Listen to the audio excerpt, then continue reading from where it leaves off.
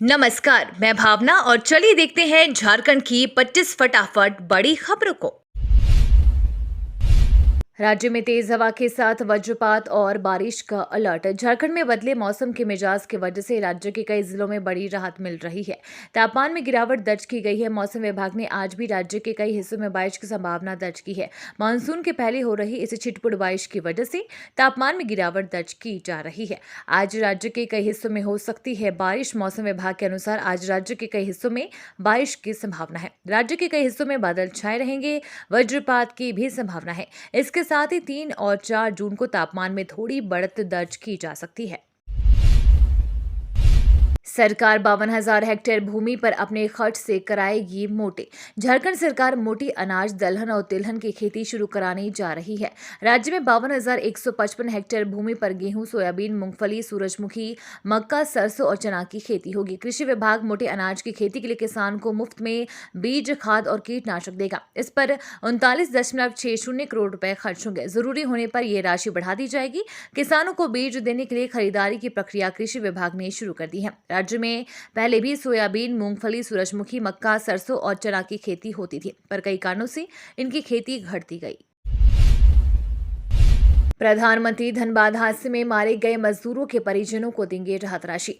धनबाद हादसे में मारे गए लोगों के लिए संवेदना व्यक्त करते हुए प्रधानमंत्री नरेंद्र मोदी ने प्रधानमंत्री राहत कोष से 2 लाख रुपए अतिरिक्त देने का फैसला लिया है। इस हादसे में मारे गए मजदूरों के परिजनों को ये लाभ मिलेगा। धनबाद में बिजली का पोल गाड़ने के दौरान बड़ा हादसा हुआ। हादसे में 6 लोगों की मौत हो गई। अचानक पोल 25,000 वोल्ट के ओवरहेड तार से छूट गया। इस काम में 8 लोग लगे थे। मौके पर ही 6 लोगों की मौत हो गई। कतरा स्टेशन से लगभग 1 किलोमीटर की दूरी पर स्थित झारखोर के पास हुआ था।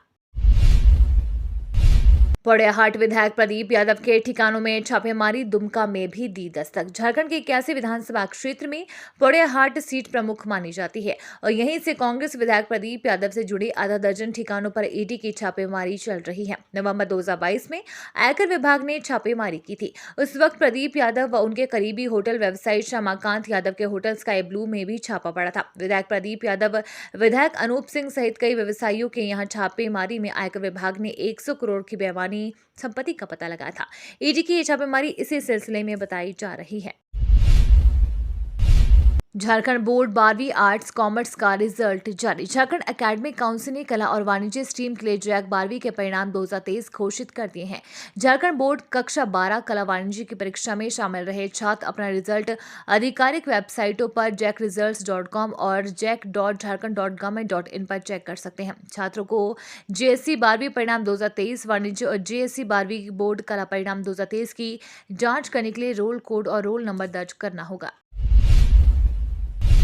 झारखंड सरकार अवैध खनन पर शिकंजा कसने को तैयार। पूर्वी सिंहभूम के 22 स्टोन माइंस के खदान में कितना खनन किया गया है, इसकी जांच के लिए खनन प्रभावित क्षेत्र की मापी कराई जाएगी। खान व भूतत्व विभाग के सचिव अबू बकर सिद्दीकी ने जिला प्रशासन को ये आदेश दिया है। सचिव ने वीडियो कॉन्फ्रेंसिंग के माध्यम से खनन से जुड़े मामलों की समीक्षा की। जिला स्तर पर राजस्व विभाग से संबंधित अधिकारियों कर्मचारियों की टीम का गठन कर स्टोन टिप्स व क्वार्टर्स पत्थर के लीज क्षेत्र की मापी कराया जाए। ये भी जांच की जाएगी कि लीज धारक ने आवंटित क्षेत्र से ज्यादा क्षेत्र में तो खनन नहीं किया है। पहले चरण में चालू लीज क्षेत्र की मापी कराई जाएगी। इसके बाद बंद पड़े खनन क्षेत्र की मापी होगी। पूर्वी सिंहभूम में स्टोन टिप्स व क्वार्टर्स के 22 लीज धारक हैं।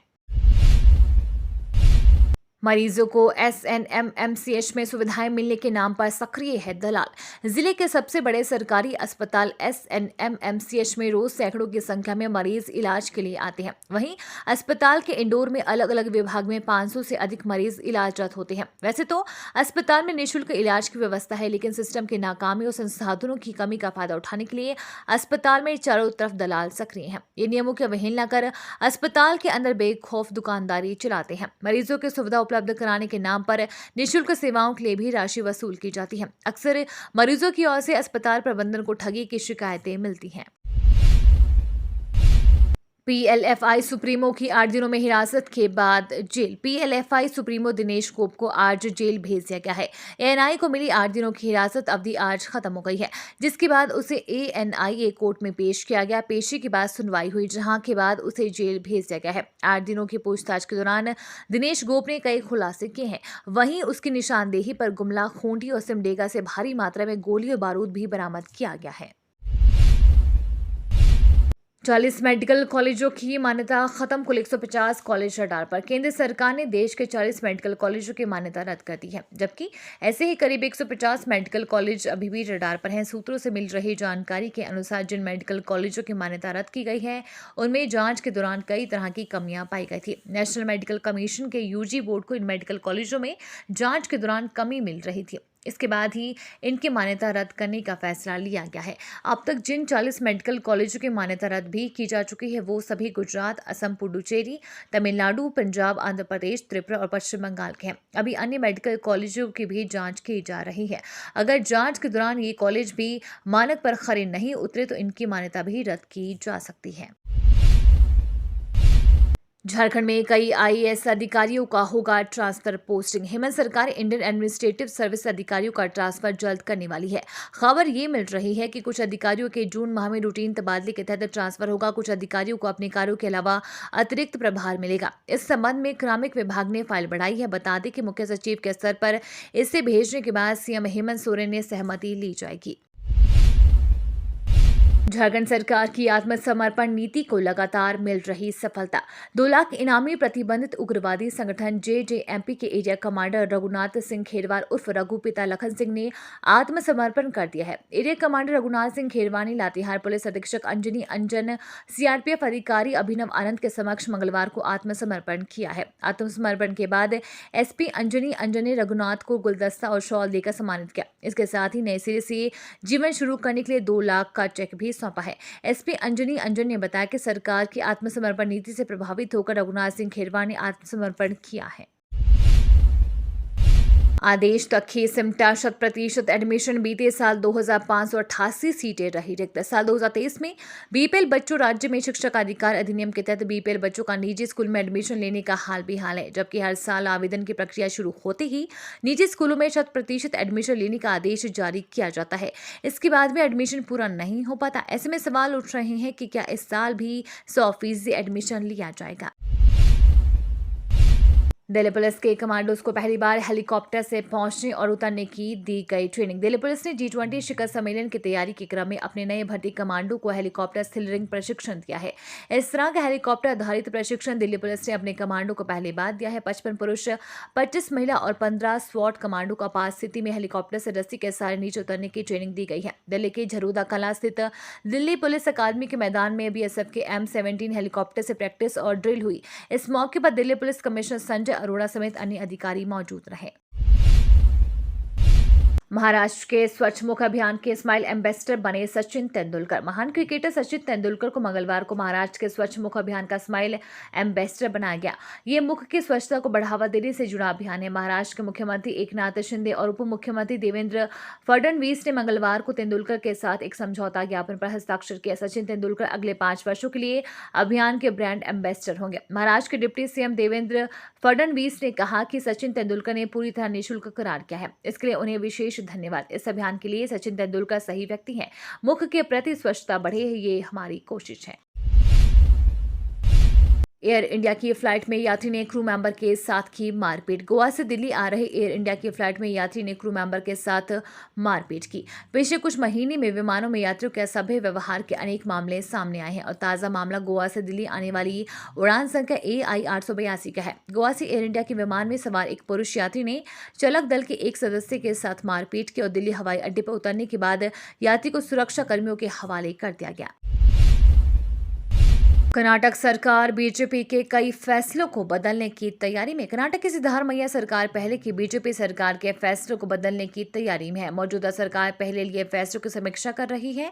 सीएम सिद्धारमैया का कहना है कि दंगा फसाद से जुड़े मुकदमों के साथ साथ टेक्स्ट बुक में किए गए बदलाव की समीक्षा की जाएगी। बता दें कि राज्य में चुनाव से पहले कांग्रेस ने साफ कर दिया था कि धर्म परिवर्तन रोकथाम जैसे कानून उनकी सरकार बनने पर खत्म कर दिए जाएंगे। कर्नाटक के पाठ्य पुस्तकों में किए गए बदलावों को लेकर लेखकों, विचारकों और सामाजिक संगठनों के प्रतिनिधियों ने मुख्यमंत्री सिद्धारमैया से मुलाकात की थी। इस दौरान इन लोगों ने सीएम सिद्धारमैया को एक ज्ञापन देकर अनुरोध किया था कि वो बीजेपी सरकार के शासनकाल में पाठ्य पुस्तकों में किए बदलावों की समीक्षा करे और जो बात किए गए बदलावों में तर्क संगत नहीं है उसे बदल दिया जाए। पहलवानों ने गंगा में पदक बहाने का फैसला टाला। कुश्ती संघ के अध्यक्ष भारतीय जनता पार्टी के सांसद बृजभूषण सिंह के खिलाफ प्रदर्शन कर रहे पहलवानों ने गंगा नदी में अपने मेडल को प्रवाहित करने का फैसला टाल दिया है। हरिद्वार के हर पौड़ी पर मौजूद सभी पहलवान अब पीछे हट गए हैं। पहलवानों ने बृजभूषण पर कार्यवाही के लिए अब 5 दिनों का अल्टीमेटम दिया है। पहलवान मंगलवार की शाम को अपने मेडल के साथ हरिद्वार पहुंचे थे। हरिद्वार पहुंचने के बाद इन पहलवानों ने कहा कि जब सरकार हमारी बात सुनने को और ना ही आरोपी सांसद पर कार्यवाही करने को तैयार है, तो ऐसे में देश के लिए जीते ये मेडल हमारे किस काम के। इन सभी मेडल को गंगा में बहाने के लिए यहाँ आए। विनेश फोगाट, बजरंग पुनिया, संगीता फोगाट, साक्षी मलिक समेत कई शीर्ष प्रदर्शनकारी पहलवान हरिद्वार पहुंचे हैं। इन पहलवानों ने बृजभूषण शरण सिंह के खिलाफ यौन शोषण के आरोप लगाए हैं। विश्वविद्यालय प्रवेश परीक्षा में 37,309 विद्यार्थी हुए शामिल। जमशेदपुर निवासी रूबी दास को अब उम्मीद है कि उनकी बेटी अंजना दास भी इंग्लिश मीडियम स्कूल में पढ़ाई कर सकेगी। रूबी दास अपनी होनहार बेटी को आर्थिक समस्या की वजह से सीबीएसई संबद्धता प्राप्त स्कूल में पढ़ाई कराने में सक्षम नहीं थी, लेकिन मुख्यमंत्री की पहल पर शुरू की गई उत्कृष्ट विद्यालयों ने बेटी को अंग्रेजी माध्यम में शिक्षा प्राप्त करने का रास्ता साफ कर दिया। ये कहते हुए रूबी दास का गला रूंध जाता है। ऐसे ही हजारों अभिभावकों के सपने अब आकार लेने लगे हैं। मंगलवार 30 मई 2023 को राज्य के 80 उत्कृष्ट विद्यालयों में एडमिशन के लिए 37,309 विद्यार्थी प्रवेश परीक्षा में शामिल हुए। इस प्रवेश परीक्षा को लेकर परीक्षार्थियों के साथ साथ उनके अभिभावकों में भी काफी उत्साह देखा गया। वहीं मुख्यमंत्री हेमंत सोरेन ने सभी परीक्षार्थियों को हार्दिक शुभकामनाएं दी। राजस्थान में सिर्फ टला है संकट, खत्म नहीं हुआ गहलोत पायलट विवाद। राजस्थान में पिछला विधानसभा चुनाव जीतने के बाद से ही कांग्रेस की सरकार तो बनी ही हुई है। उनके लिए पार्टी के भीतर संकट भी लगातार बना हुआ है, जिसके चलते पिछले कुछ सालों में कई बार ऐसी स्थिति पैदा हुई जो पार्टी की छवि के लिए अच्छी नहीं है। इसका कारण रहा है राजस्थान के दिग्गज मुख्यमंत्री अशोक गहलोत और पूर्व उप मुख्यमंत्री सचिन पायलट के बीच सत्ता और प्रभुत्व को लेकर संघर्ष जारी है। कर्नाटक चुनाव को उदाहरण देकर समझाया गया कि एकजुट से भारतीय जनता पार्टी को शिकस्त दी जा सकती है, लेकिन इन बैठकों का नतीजा वही ढाक के 3 पात सरीखा होता लग रहा है। सूत्रों के मुताबिक लग रहा है कि विधानसभा चुनाव तक पार्टी नेतृत्व ने दोनों नेताओं को शांत करने और एकजुट करने की कोशिश की है। 4 जुलाई को वर्चुअल मोड में भारत करेगा SCO शिखर सम्मेलन की मेजबानी। भारत 4 जुलाई को वर्चुअल तरीके से शंघाई सहयोग संगठन के वार्षिक शिखर सम्मेलन की मेजबानी करेगा। विदेश मंत्रालय ने मंगलवार को इसका ऐलान किया है। हालांकि विदेश मंत्रालय ने शिखर सम्मेलन को वर्चुअल मोड में आयोजित करने के कारणों का हवाला नहीं दिया। वहीं दूसरी ओर कल यानी बुधवार को नेपाल के प्रधानमंत्री पुष्प कमल दहल प्रचंड अपनी आधिकारिक यात्रा पर भारत आएंगे। ये तो थी आज की बड़ी खबरें। अपने गांव या शहर की न्यूज देखने के लिए हमें कमेंट्स में जरूर बताएं कि आप न्यूज को कहां से देख रहे हैं।